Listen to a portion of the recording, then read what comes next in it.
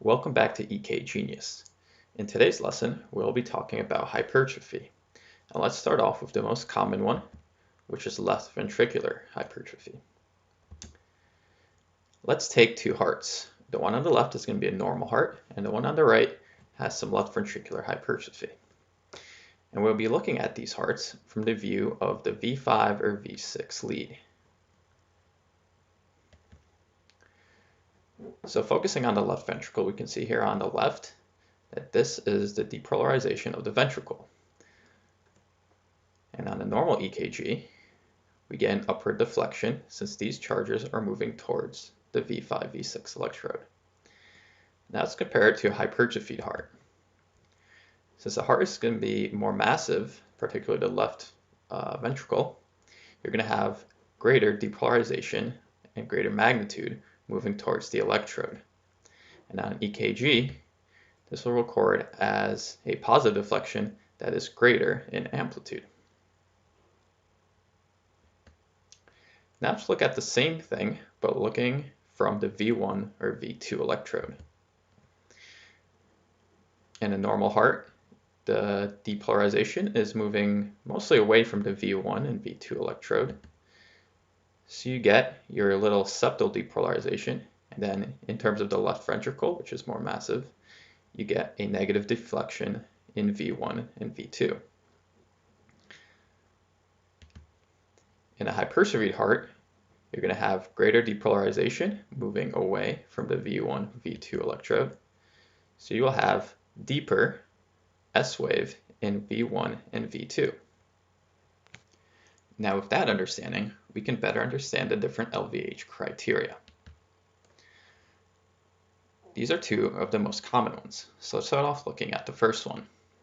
For this criteria, you take the S wave in V1 and the R wave in V5 or V6, whichever one's tallest, and if the combined total is more than 35 millimeters, that is considered left ventricular hypertrophy. So let's look at this example here. We take the S wave in V1, which is 2 large boxes, and with each large box being equal to 5 millimeters, we get an amplitude of 10.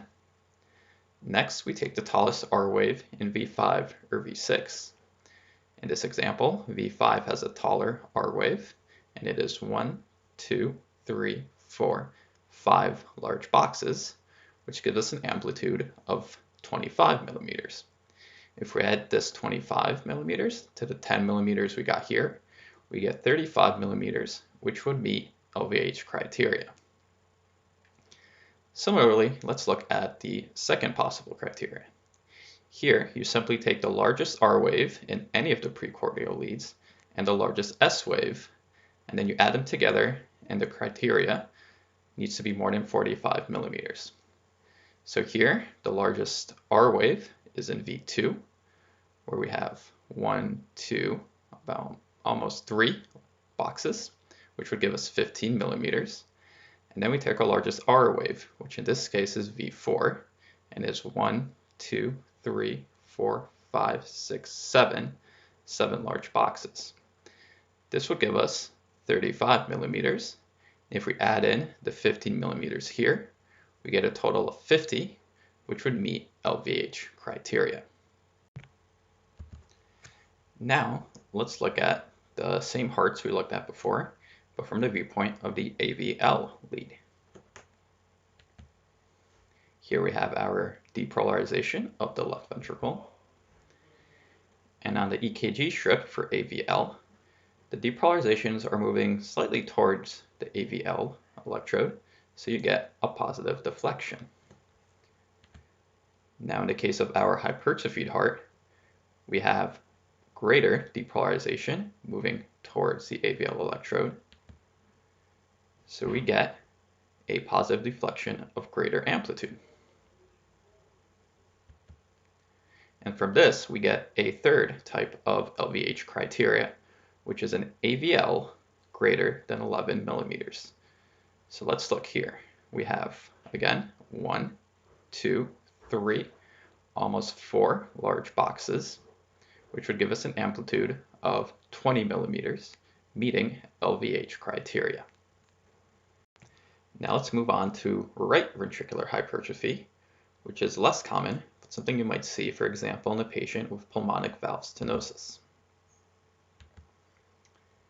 When considering right ventricular hypertrophy, you want to look at the lead that gives you the best view of the right ventricle, which will be your V1 and V2 leads.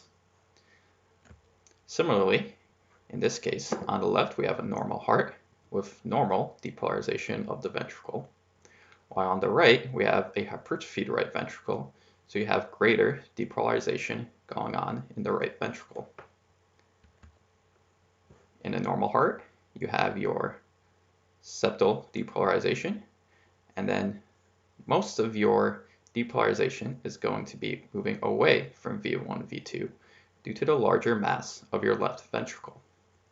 But in cases of right ventricular hypertrophy, due to this increased depolarization, you will have a greater amplitude positive deflection prior to having the left ventricular negative deflection in the V1 and V2 leads.